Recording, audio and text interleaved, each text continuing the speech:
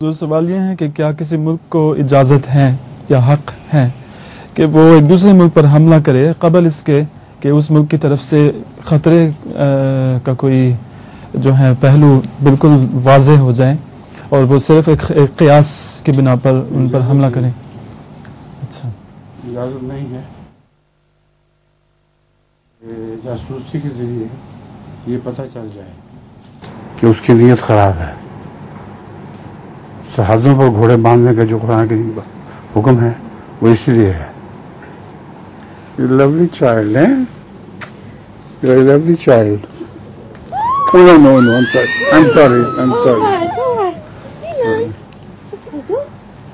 Find her a boy, brother.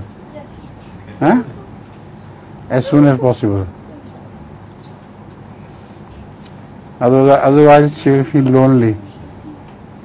हाँ जी.